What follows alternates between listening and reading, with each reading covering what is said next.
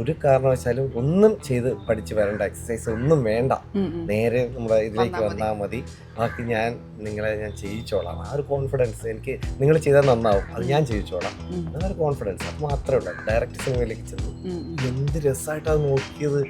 ഇതാണ് ഞാൻ ഉദ്ദേശിച്ചത്. നമുക്ക് ഭയങ്കര പോസിറ്റീവാവും, ഭയങ്കര പോസിറ്റീവായിട്ട് മീൻസ് നമുക്കൊരു ഭയങ്കര ഒരു ഒരു കോൺഫിഡൻസ് ആവും. അപ്പൊ ഇതാണ് പരിപാടി. നമുക്കൊരിക്കലും എത്ര കളിച്ച് ചിരിച്ചിരുന്നാലും നമ്മൾ ആ മൂഡിൽ നിന്ന് മാറില്ല. ക്യാരക്ടർ തൊട്ടടുത്ത റിലീസായിട്ട് വരുന്നത് ഇതുപോലെ തന്നെ ആൾക്കാർ സ്വീകരിക്കുമെന്ന് ഉറപ്പുള്ളൊരു സിനിമയാണ് എനിക്ക്. മീൻസ് ആ സിനിമ ഉറപ്പായിട്ടും അമ്മാതിരി അത് ചെയ്തു വച്ചിട്ടുണ്ട്.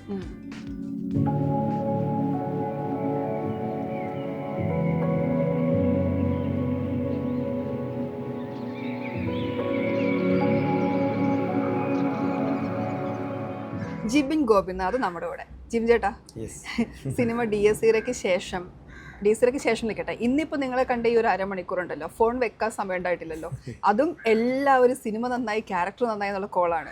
ഈ സിനിമയ്ക്ക് റിലീസിന് ശേഷം എന്താ മാറ്റം? എനിക്ക് മാറ്റമൊന്നുമില്ല. എനിക്ക് ഒരു സാധാരണ വന്നുകൊണ്ടിരുന്ന കോളുകളിനേക്കാൾ കൂടുതൽ കോളുകളും മെസ്സേജുകളും, പരിചയമില്ലാത്ത കുറെ ആൾക്കാർ പരിചയപ്പെട്ടു, ഇതൊക്കെ തന്നെയാണ്. അല്ല, എനിക്ക് പ്രത്യേകിച്ച് മാറ്റമൊന്നുമില്ല.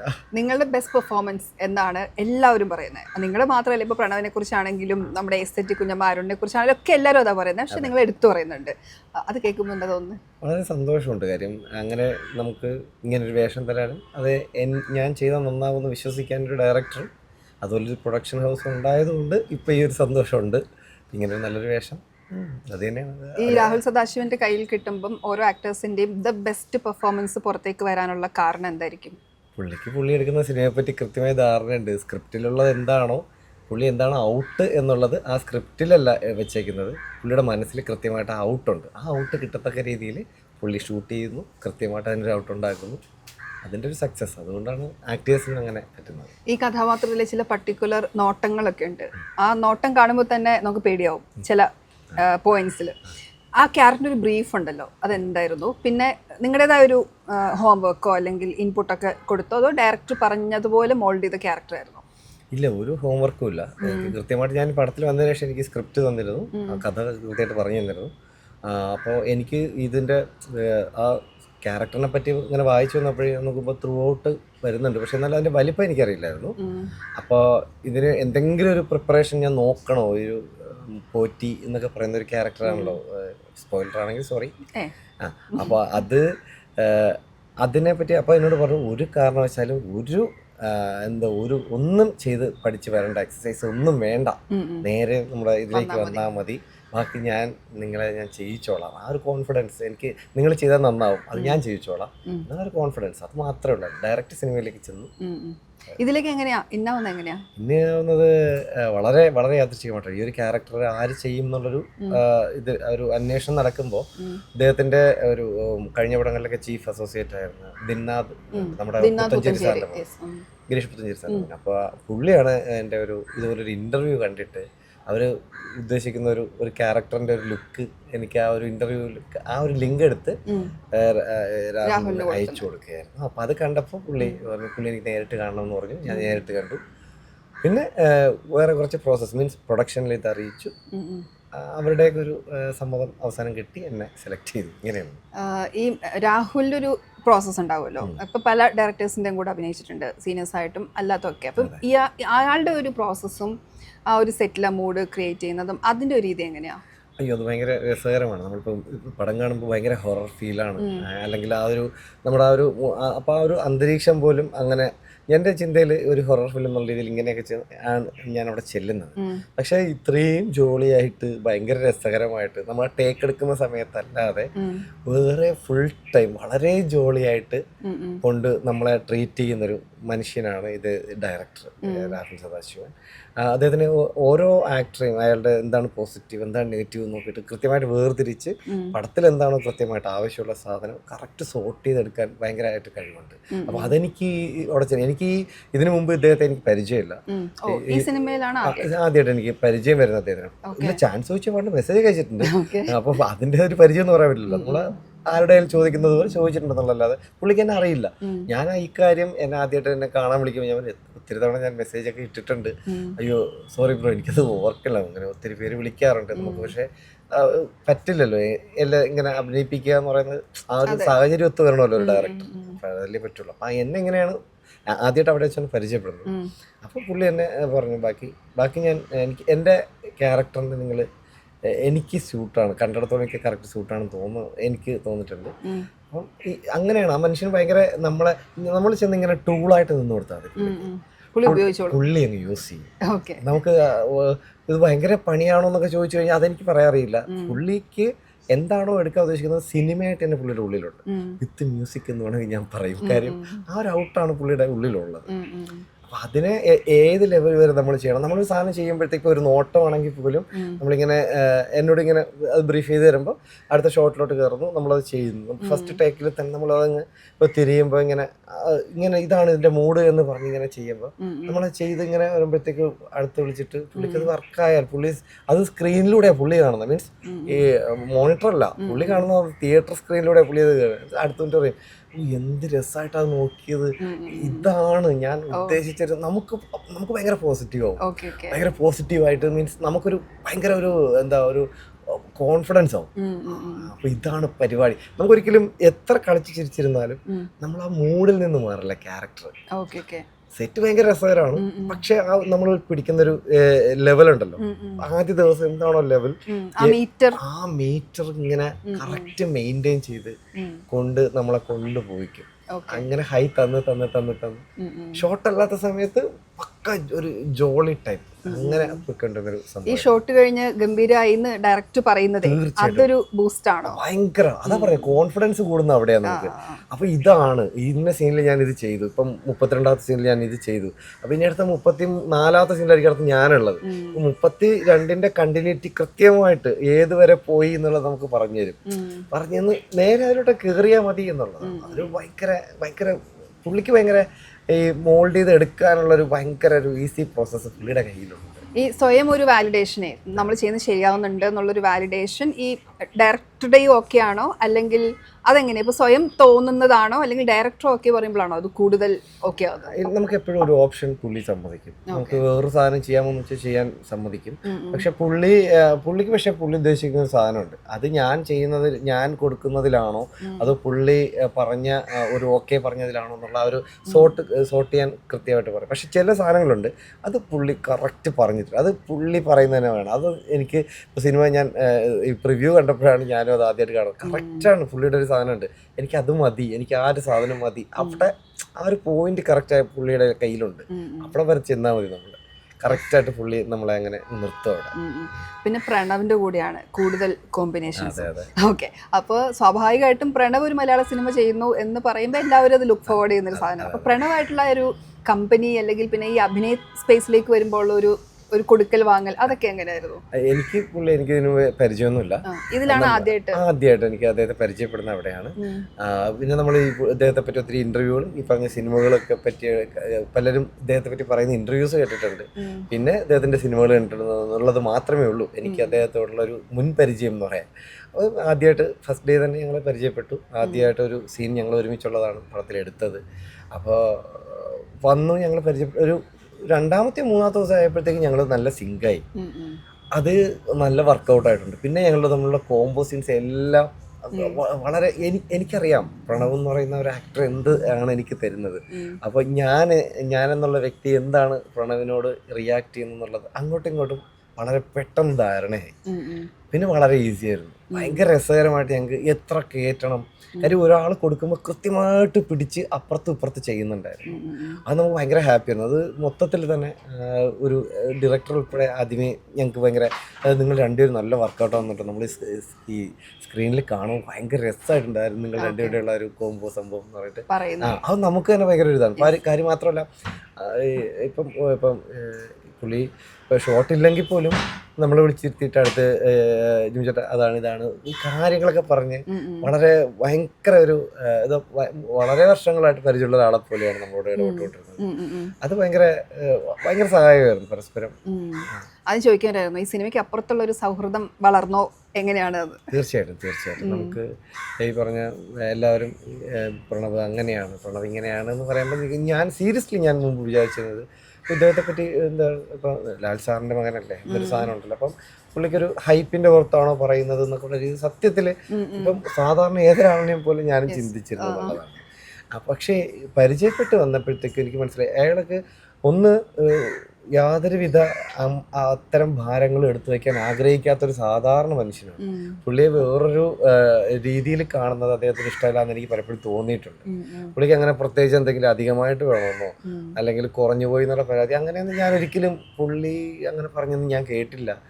ഭയങ്കരമായിട്ട് നമ്മളോട് ഈ പറഞ്ഞ പോലെ എത്രയോ കാലം കൊണ്ടുള്ള പരിചയക്കാരനെ പോലെയായിരുന്നു നമ്മളോട് ഭയങ്കരമായിട്ട്. പിന്നെ അങ്ങനെ ഒരു സിംഗിലേക്ക് ഞങ്ങൾ വന്നു. ഭയങ്കര നല്ലൊരു മനുഷ്യനാണ്, അത്രേ ഉള്ളൂ. നല്ലൊരു മനുഷ്യനാണ്. ഈ സിനിമ തിയേറ്ററിൽ കണ്ടൊരു മൊമെന്റ് ഉണ്ടല്ലോ, അപ്പൊ എന്താണ് തോന്നിയത്?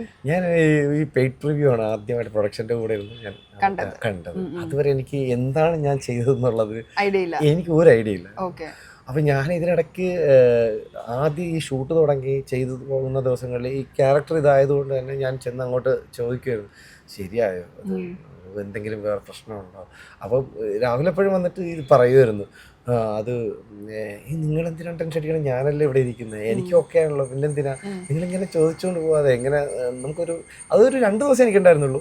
3-ാമത്തെ ദിവസം തൊട്ട് എനിക്ക് പിന്നെ ആ ഒരു വിഷയമേ ഉണ്ടായില്ല. പുള്ളി ഓക്കെ പറഞ്ഞാൽ പിന്നെ എന്തിനാ നമുക്ക് ടെൻഷൻ? ഈ പറഞ്ഞ പോലെ നല്ലൊരു സാധനം വരുമ്പോഴത്തേക്ക് വന്ന് നമ്മളിങ്ങനെ ചേർത്ത് നിർത്തി പറയും, ഗംഭീരമായിരുന്നു കേട്ടോ, നിങ്ങൾ ആ നോട്ടൊക്കെ ഗംഭീരമായിരുന്നു അന്ന് പറയുമ്പോഴും എനിക്കറിയില്ല ഇത് തിയേറ്ററിൽ ഇത് എന്ത് എഫക്റ്റാണ് ഉണ്ടാക്കുന്നത് എന്നുള്ളത്. അപ്പോൾ ഇപ്പോൾ എല്ലാവരും അതൊക്കെ തിയേറ്ററിൽ കണ്ടിട്ട് പറയുമ്പോൾ, അല്ലെങ്കിൽ അന്നത്തെ ദിവസം ആദ്യത്തെ ഈ ഒരു ഷോ കഴിഞ്ഞിറങ്ങുമ്പോൾ അന്ന് ഈ പറഞ്ഞ ചാനലുകാരൊക്കെ ഒന്ന് ചോദിച്ചപ്പോൾ സത്യം പറഞ്ഞാൽ എനിക്ക് പറയാൻ എനിക്ക് അറിയാതുണ്ടായിപ്പോയി. അതിപ്പോൾ യൂട്യൂബിൽ കിടപ്പുണ്ട്. ഇപ്പം ഞാൻ തന്നെ വിളിച്ചു എന്തെങ്കിലും പറയാമായിരുന്നു. കാര്യം എനിക്ക് ആ റിസൾട്ട് കണ്ടപ്പോൾ, ആദ്യമായിട്ട് ആ ഒരു ഔട്ട് കണ്ടപ്പോൾ എനിക്കറിയില്ല ഇതായിരുന്നു ഇല്ലേ, ഇതാണല്ലേ അതായിരുന്നു സിനിമ എന്നുള്ളത്. അതൊരു ഭയങ്കര ഒരു ഹാപ്പി. എനിക്ക് എൻ്റെ ടെൻഷൻ ഒഴിഞ്ഞു എന്നുള്ളതാണ് ഞാനെന്നുള്ള ഒരാൾ ഇവിടെ വന്നിട്ട്. അപ്പോൾ പുള്ളിയെല്ലാം ഓക്കെ പറഞ്ഞെങ്കിൽ പോലും ഞാനെന്നുള്ളൊരു വ്യക്തിയായിട്ട് ഈ പടത്തിലൊരു ഉണ്ടാവുന്നുള്ള ആ ഒരു ഉള്ളിൽ എനിക്കൊരു ചിന്തയുണ്ടായിരുന്നു. പക്ഷെ അത് കണ്ടപ്പോൾ എനിക്ക് ഭയങ്കര സമാധാനമായി. അതെ, ഈ ഇതിൽ ചില ഒരു ഭക്ഷണം കഴിച്ചുകൊണ്ടിരിക്കുന്ന ആ ഒരു പർട്ടിക്കുലർ സീൻ ഒക്കെ ഉണ്ടല്ലോ, നമുക്ക് സ്പോയിലർ ആയതുകൊണ്ട് കാര്യമായിട്ട് പറയാൻ പറ്റില്ല. ഇത്ര അനുഭവങ്ങൾ ജീവിതത്തിൽ ഉണ്ടായിട്ടുണ്ടോ? അങ്ങനെ പേടി, ഹൊറർ സിനിമ കാണുമ്പോൾ അങ്ങനത്തെ പേടി, ഇതുമായി ബന്ധപ്പെട്ട ഒരു അനുഭവം? സിനിമ കാണുമ്പോൾ നന്നായിട്ട് പേടിക്കാറുണ്ട്. ഹൊറർ സിനിമ കാണുമ്പോൾ ഞാൻ ആ ഫീലും എനിക്ക് ഉണ്ടാവാറുണ്ട്. ഇപ്പം സങ്കടകരമായ സീൻ കണ്ടാൽ ഞാൻ അതിൽ സങ്കടപ്പെടാറുമുണ്ട്, ചിരി വരുമ്പോൾ ഞാൻ ചിരിക്കാറുമുണ്ട്. കോമഡി കണ്ടു കഴിഞ്ഞാൽ അതിന് അങ്ങനെ ഇപ്പൊ ഹൊറർ കാണിച്ചിട്ട് ആളുകൾക്ക് അത് ഫീൽ ചെയ്യില്ലെങ്കിൽ അത് സിനിമ എടുത്തോടെ കുഴപ്പമെന്നേ നമുക്ക് പറയാൻ പറ്റുള്ളൂ. എനിക്ക് കാണുന്ന കണ്ടിട്ടുള്ള പടങ്ങളെല്ലാം എനിക്ക് അങ്ങനെ ഒരു ഫീൽ ഉണ്ടായിട്ടുണ്ട്. അതേ ഒരു സിനിമ കഴിഞ്ഞ് വീട്ടിൽ പോയിട്ട് ഇങ്ങനെ തോന്നുക അതൊന്നുമില്ല അല്ലേ? എന്തിന്, നമ്മള് സിനിമ കണ്ടു കഴിഞ്ഞാൽ അവിടെ വിട്ടു തീർന്നു, ആരും കൂടെ കൊണ്ടുപോകുന്ന പരിപാടിയില്ല. ഈ അഭിനയിച്ച സിനിമ ആയതുകൊണ്ട് എല്ലാം അറിയാം എന്താ സംഭവിക്കുന്നതെന്നൊക്കെ. പക്ഷെ ആ ഒരു ഹൊറർ സാധനം തിയേറ്ററിൽ കിട്ടിയോ? പേടിയായി? സാധാരണ പ്രേക്ഷകർ പേടിച്ച പോലെ? ഉറപ്പായിട്ടും കിട്ടി. എനിക്ക് ഭയങ്കര എക്സ്പീരിയൻസ് ആയിരുന്നു. കാര്യം ഞാൻ ഞെട്ടെന്ന് കണ്ടിട്ട് ഞാൻ പേടിച്ചു. വണ്ടി അകത്തിരുന്നിട്ട് മീൻസ് അത് ഈ മ്യൂസിക് ഇത്രയും ആംബിയൻസും കാര്യങ്ങളൊക്കെ ചെയ്തു വന്നപ്പോഴേ ഇപ്പം ഈ നമ്മള് ഞാനെന്നുള്ള വ്യക്തി അവിടെ നിൽക്കുന്നതായിട്ട് എനിക്ക് ഫീൽ ചെയ്യില്ല. അതൊരു സിനിമയായിട്ട് മാത്രമാണ് ഞാൻ കാണുന്നത്. ആ സീനിൽ ആ ഒരു ക്യാരക്ടർ അനുഭവിക്കുന്ന സംഭവം കാണുമ്പോൾ എനിക്ക് കണ്ടുകൊണ്ടിരിക്കുന്ന ആളെന്നുള്ള നിലയ്ക്ക് എനിക്കൊരു ഫീൽ അങ്ങനെ ഉണ്ടായിരിക്കും. അത് ഇപ്പോൾ അതിനകത്ത് ഓരോ ക്യാരക്ടേഴ്സിൻ്റെയും അത് നമുക്ക് ഒരു സാധാരണ ഒരു പ്രേക്ഷകൻ എന്നുള്ള നിലയ്ക്ക് അത് കിട്ടി എനിക്ക്. മമ്മൂട്ടി കമ്പനിയുടെ സിനിമയാണ് അടുത്ത് ഇനി റിലീസ് ആവാനുള്ളത് അല്ലെ, കളങ്കാവ്. മമ്മൂട്ടി വിളിക്കോ പറയോ എന്തെങ്കിലും ചെയ്തിരുന്നു? സിനിമ റിലീസ് ആവുന്നതിന് തലേ ദിവസം സാറ് ഇങ്ങനെ ബെസ്റ്റ് വിഷസ് അയച്ചിരുന്നു. അതൊരു ഭയങ്കര കാര്യം. സാറ് കണ്ടില്ല എന്ന് തോന്നുന്നു. എന്തായാലും ഉറപ്പായിട്ടും സാറിനെ ഉടനെ കാണുന്നുണ്ട്. ഇനിയിപ്പോ ആൾക്കാർ ഭയങ്കര എക്സൈറ്റഡ് ആയിട്ട് കാത്തിരിക്കുന്ന സിനിമ കളങ്കാവലാണ്. അതിലെ കഥാപാത്രം പറയാൻ പറ്റുന്നത് എന്താ? അല്ല നമുക്കത് പറയാൻ പറ്റുമെന്നുള്ളതല്ല, എന്തായാലും പടത്തിൽ നിറഞ്ഞു നിൽക്കുന്ന ഒരു ക്യാരക്ടറാണ്. അപ്പോൾ അതിൻ്റെ ഒരു സന്തോഷമുണ്ട്. കാര്യം ഇപ്പം DSC കഴിഞ്ഞിട്ട് തൊട്ടടുത്ത റിലീസായിട്ട് വരുന്നത് ഇതുപോലെ തന്നെ ഒരു ആൾക്കാർ സ്വീകരിക്കുമെന്ന് ഉറപ്പുള്ളൊരു സിനിമയാണ് എനിക്ക്. മീൻസ് ആ സിനിമ ഉറപ്പായിട്ടും അമ്മാതിരി അതിന് ചെയ്തു വെച്ചിട്ടുണ്ട്. നല്ലൊരു സിനിമയായിരിക്കും. സാറിൻ്റെ ഈ പറഞ്ഞ പോലെ നമ്മൾ ഈ പറഞ്ഞില്ലേ, സാറിനെ പറ്റി നമ്മൾ പറയേണ്ട ആവശ്യമൊന്നുമില്ല, അത് ലോകം മൊത്തം അറിയാം, എല്ലാവർക്കും അറിയാമെന്നുള്ള കാര്യമാണ്. സോ അദ്ദേഹത്തിൻ്റെ ഒരു പുതിയൊരു സംഭവം നമുക്കതിൽ തീർച്ചയായിട്ടും കാണാൻ പറ്റും. അത് പിന്നെ ഉറപ്പല്ലേ. നിങ്ങളുടെ കഥാപാത്രത്തിന്റെ ഒരു എക്സൈറ്റ്മെന്റ് എന്താ അതില്?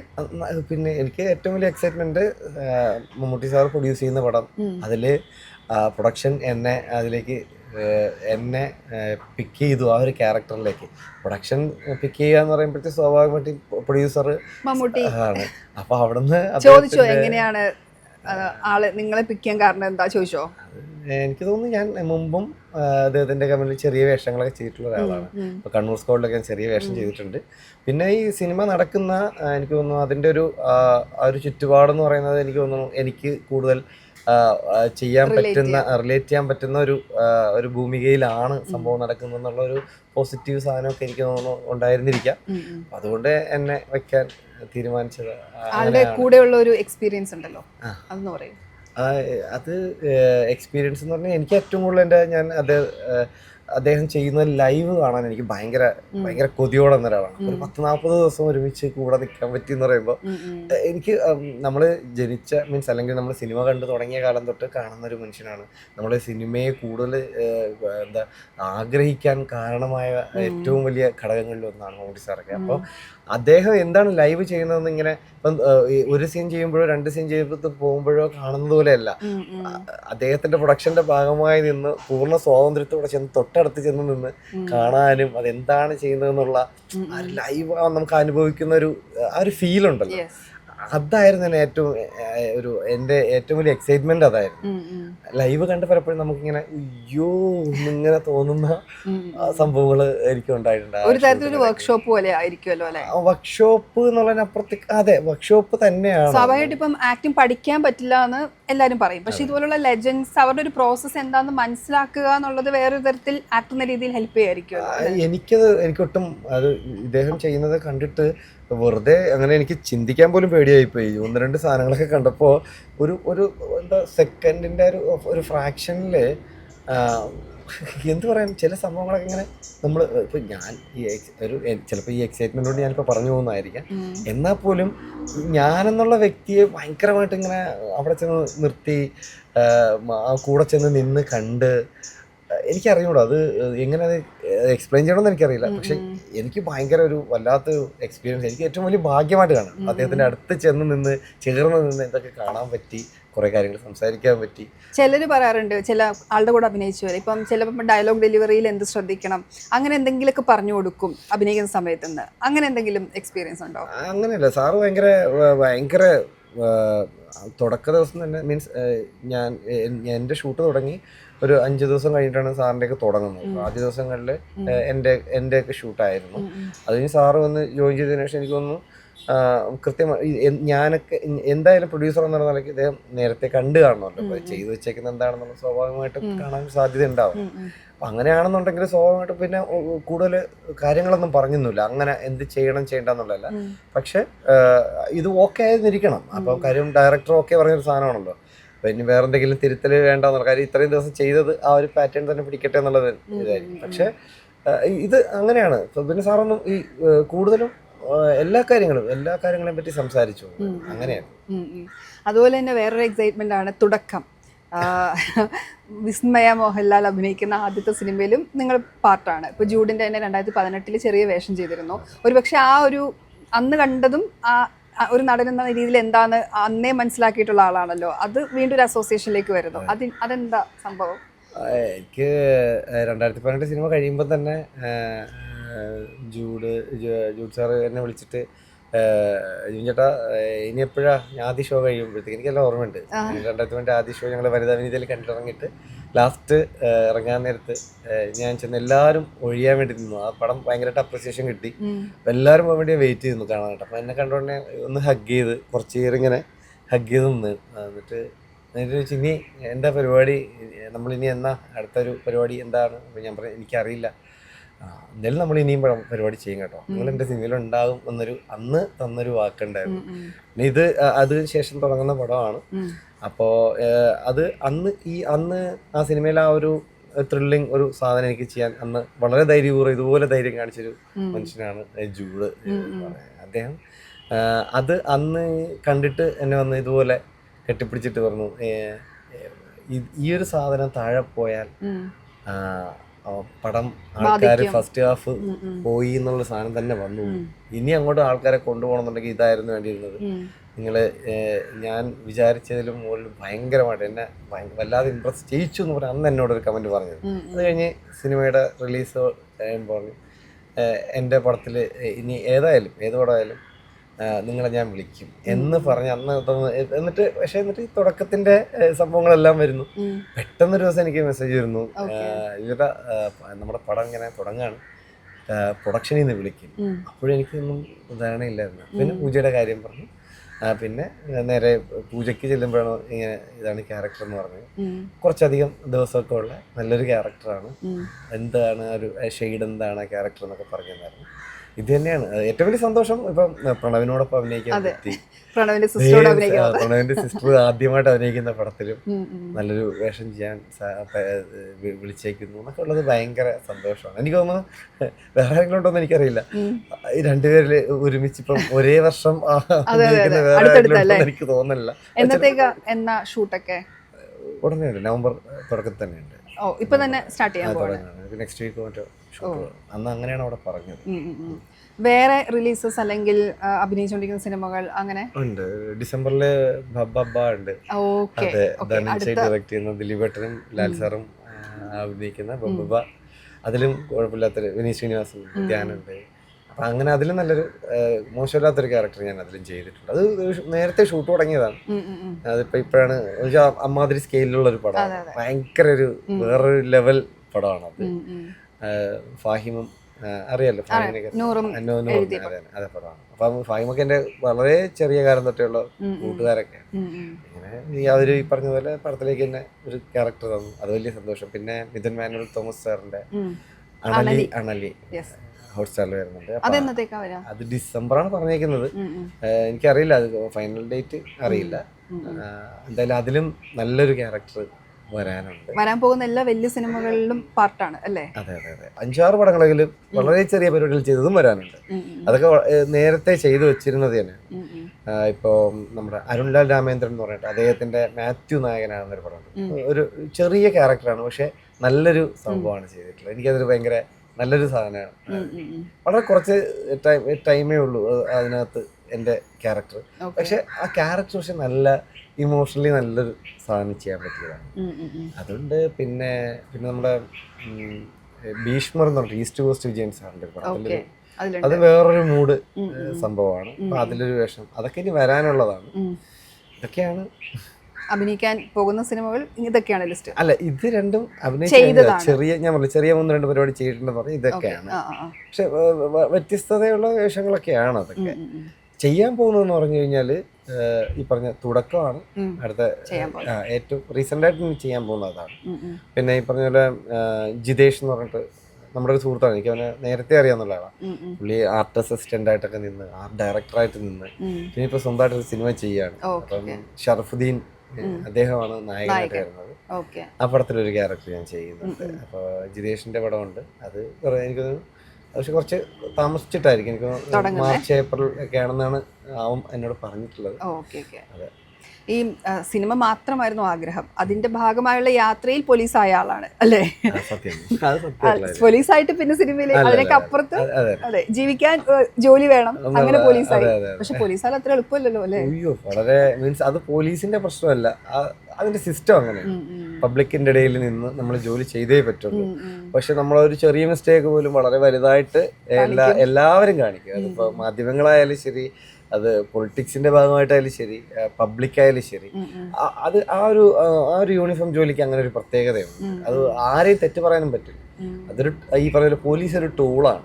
ഏത് രീതിയിൽ നോക്കിയാലും പോലീസ് ഒരു ടൂളാണ്. അങ്ങനെയാണ് എനിക്ക് മനസ്സിലായിട്ടുള്ളത്. വളരെ നല്ല ബുദ്ധിമുട്ടി തന്നെയാണ് ആ ജോലി എന്ന് പറയുന്നത്. പക്ഷെ അവിടെയാണ് ഈ ഒരു നമ്മൾ ഈ അടച്ചാക്ഷേപിക്കപ്പെടുമ്പോൾ, ഒരു ഡിപ്പാർട്ട്മെന്റ് മൊത്തത്തിൽ അടച്ചാക്ഷേപിക്കപ്പെടുമ്പോൾ ഭയങ്കരമായിട്ട് സങ്കടം തോന്നുന്ന ഒരാളാണ്. കാര്യം ആ ജോലിയുടെ ഭാരം അത്രയും വലുതാണ് എന്ന് കരുതി ജോലി ഭാരം കൊണ്ട് നാട്ടുകാരെ മണ്ടയിൽ കയറാമെന്നല്ല, അങ്ങനെയല്ല ഞാൻ സമർത്ഥിക്കുന്നത്. പക്ഷെ ഭയങ്കര നല്ല കഷ്ടപ്പാടുള്ള ജോലിയാണ് അത്. അതിന്റെ പിന്നെ അതങ്ങനെയാണത്, ഭയങ്കര സങ്കടകരമായ ഒരു അവസ്ഥയാണ്. ഈ ഡിപ്പാർട്ട്മെന്റിലെ സുഹൃത്തുക്കൾ ഉണ്ടാവുമല്ലോ ഇപ്പോഴും, അവരൊക്കെ ഇപ്പൊ ലീവിലാണ്, 5 വർഷത്തെ ലീവ് എടുത്തു, ഇപ്പൊ 2 വർഷമായി.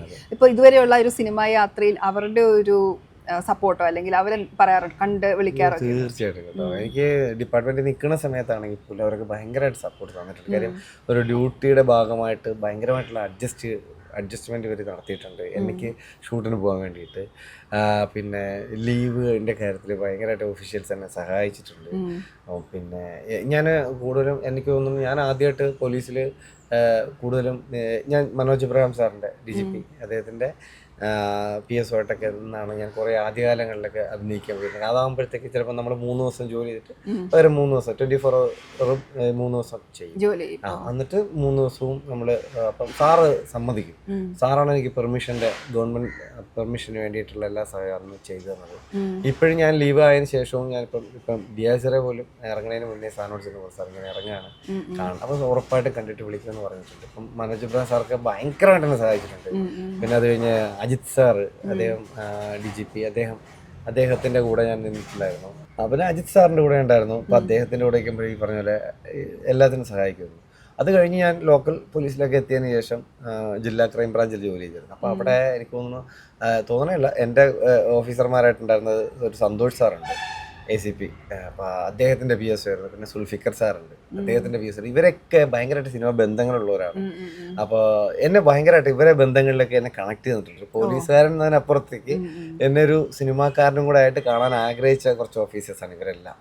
ഇവരൊക്കെ ഭയങ്കരമായിട്ട് എന്നെ ഹെൽപ്പ് ചെയ്തിട്ടുണ്ട്. ഇവരെ ഇപ്പോൾ അത് പറയുകയാണെന്നുണ്ടെങ്കിൽ നല്ല എക്സ്പീരിയൻസ് വേറെയും ഉണ്ട്. ഈ അവിടുന്ന് നമുക്ക് മിക്കവാറും ഹൈക്കോർട്ടിലൊക്കെ ഫയൽ നമുക്ക് കൊണ്ടുവരേണ്ട ഒരു അവസ്ഥയാണ്. മിക്കവാറും എനിക്ക് തന്നുവിടും. കാര്യം നമ്മളൊരു ദിവസം ഇതിന്റെ ആവശ്യമായിട്ട് ഇവിടെ വന്നു കഴിഞ്ഞാൽ തൊട്ടടുത്ത ദിവസം നമുക്ക് എന്താണ് ഓഫാണ്. പിന്നെ അതിന്റെ പിറ്റേ ദിവസം മാത്രം ജോലിക്ക് എന്നാൽ മതി. അതിന് ഞാൻ ചാർട്ട് ചെയ്യുന്നത് ഈ ഷൂട്ടൊക്കെ ഇതിനോടൊക്കെ അനുബന്ധിച്ച് ഞാനൊരു ഫയലെടുത്തിട്ട് ഇവിടെ നമ്മളിവിടെ വന്നു കഴിഞ്ഞാൽ മാക്സിമം 1 മണിക്കൂറത്തെ പരിപാടി. അത് കഴിഞ്ഞ് അന്നത്തെ ദിവസം തൊട്ട് പിന്നെ അന്ന് ആഫ്റ്റർനൂൺ തൊട്ടാണ് ഞാൻ ഡേറ്റ് കൊടുക്കുന്നത്. ആഫ്റ്റർനൂൺ ഡേറ്റ് കൊടുത്തിട്ട് പിറ്റേ ദിവസവും എൻ്റെ ഡേറ്റ് വേണം. അത് കഴിഞ്ഞിട്ട് അടുത്ത ദിവസം നൈറ്റ് ഡ്യൂട്ടിയാണ് ഞാൻ പിടിക്കുന്നത്. അപ്പോഴത്തേക്ക് അടുത്ത ദിവസത്തെ ഡേയും കിട്ടും. അപ്പൊ എനിക്ക് മാക്സിമം ഞാൻ അങ്ങനെ അഡ്ജസ്റ്റ് ചെയ്യും. എന്നിട്ട് ഞാൻ ഇവിടുന്ന് വൈകുന്നേരത്തെ ട്രെയിനിൽ കയറി ഷൂട്ട് ഞാൻ അഡ്ജസ്റ്റ് ചെയ്ത് ഞാൻ അങ്ങനെ ചെയ്തിട്ടുണ്ട്. പലതവണ ഞാൻ ചെയ്തിട്ടുണ്ട്. അപ്പൊ അങ്ങനെ ഞാൻ രാത്രി അവിടെ എത്തി നൈറ്റ് ഡ്യൂട്ടി അങ്ങ് കയറും. നൈറ്റ് ഡ്യൂട്ടി കയറിയിട്ട് നൈറ്റ് ഡ്യൂട്ടി ചെയ്ത് കഴിഞ്ഞാൽ വീണ്ടും ഒരു ദിവസം എനിക്ക് ഓഫ് എടുക്കാം. ഈ ഓഫിന്റെ കൂടെ ഞാൻ ഒരു ദിവസം ലീവ് ആക്കിയിട്ട് അതിന്റെ അടുത്ത ദിവസം നൈറ്റ് പിടിക്കും. അപ്പോഴത്തേക്ക് എനിക്ക് 2-3 ദിവസം എക്സ്ട്രാ നമുക്ക് കിട്ടും. ജോലി ചെയ്തിട്ട് തന്നെയാണ്, മനസ്സിലായില്ലേ? ഇങ്ങനെ എനിക്ക് ലീവും കൂടെ അഡ്ജസ്റ്റ് ചെയ്തൊന്ന് ഭയങ്കരമായിട്ട് തന്നെ സഹായിച്ചിട്ടുണ്ട്. പിന്നെ കൺട്രോൾ റൂമിൽ പോകുമ്പോഴും ഇതുപോലെയായിരുന്നു. രാവിലെ 5 മണി 6 മണി വരെയൊക്കെ ഡ്യൂട്ടിയാണ്. പക്ഷേ അവിടെ ഡ്യൂട്ടി ഓഫീസറെ കണ്ടിട്ട് ഞാൻ പറഞ്ഞിട്ടുണ്ട്, സാറേ ഒന്ന് അഡ്ജസ്റ്റ്മെന്റിലൊക്കെ നമുക്ക് ചെയ്യാൻ പറ്റുമല്ലോ. അപ്പം അവർ പറയും നേരത്തെ എന്തെങ്കിലും കാര്യം എന്നുള്ളത് നമ്മൾ അങ്ങനെയൊക്കെ പെർമിഷനൊക്കെ തന്നിട്ടുണ്ട്. ഇപ്പൊ അങ്ങനെ വരുമ്പോഴത്തേക്കും വെളുപ്പിനുള്ള ട്രെയിനിലൊക്കെ കയറിയിട്ട് ഞാൻ ഇവിടെ 7 മണിക്ക് എറണാകുളത്ത് എത്തി. അവിടെ നിന്ന് ഞാൻ 9 മണിക്കകത്ത് ലൊക്കേഷനിലെത്തി. അപ്പൊ ഈ നൈറ്റ് ചെയ്തതിന്റെ ഓഫ് എനിക്ക് പിറ്റേ ദിവസം ഉണ്ട്. ഈ പറഞ്ഞ തൊട്ടടുത്ത് ഞാൻ വീണ്ടും ലീവ് ആകും. നമ്മൾ അങ്ങനെ നോക്കിയിട്ട് കാര്യമില്ല. അങ്ങനെ ഞാൻ ക്ഷീണിച്ചിട്ട് എനിക്ക് മനസ്സിലായി. പക്ഷെ എനിക്ക് അങ്ങനെ തോന്നിയിട്ടില്ല. മീൻസ് എനിക്ക് ഇതാണ് എന്റെ ലക്ഷ്യം എന്നുള്ളത് കൊണ്ട് ഇതിനുവേണ്ടി എന്ത് സാക്രിഫൈസ് ചെയ്യാം, അങ്ങനെ തന്നെയാണ് ഞാൻ ചെയ്തിട്ടുള്ളത്. ഈ ഞാൻ കേട്ടിട്ടുണ്ട്, ഇപ്പൊ ജോലിയിലായിരിക്കുന്ന സമയത്തൊക്കെ രാവിലെ ഉച്ചവരുന്ന ഓരോ സിനിമക്കാരെയും വിളിച്ച് ചാൻസ് ചോദിക്കുക. അതത് വിളിക്കാത്ത ഏതെങ്കിലും പ്രധാനപ്പെട്ടവരുണ്ടോ എന്ന് ചോദിക്കുന്നതായിരിക്കും എളുപ്പം. അതിൽ വിളിച്ചിട്ടുണ്ട് കേട്ടോ. എനിക്ക് തോന്നുന്നു വിളിച്ചിട്ട് ഏകദേശം പേർക്കും ഇപ്പം ഫോട്ടോ അയച്ചു കൊടുത്തും ചെറിയ വീഡിയോസ് ഒക്കെ അയച്ചു കൊടുത്തൊക്കെ ഇവർക്ക് മനസ്സിലായിട്ടുണ്ട്.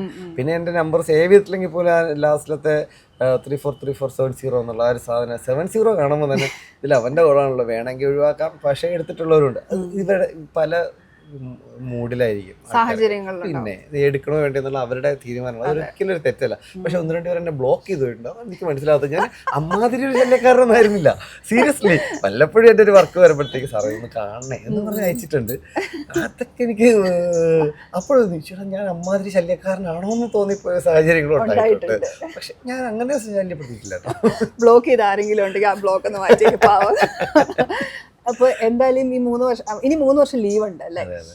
പക്ഷെ അത് കഴിഞ്ഞിട്ട് ജോലിക്ക് കയറണോ വേണ്ടയോ എന്നുള്ള കാര്യം അതെ ദൈവമേ എനിക്ക് എന്നും സിനിമാക്കാരനായിട്ട് നിൽക്കാൻ ഒരു അവസരം തരണേ എന്ന് മാത്രമേ ഞാൻ പറഞ്ഞു. യെസ്, അങ്ങനത്തെ അവസരം ഉണ്ടാവട്ടെ. നല്ല നല്ല നല്ല സിനിമകൾ വരട്ടെ.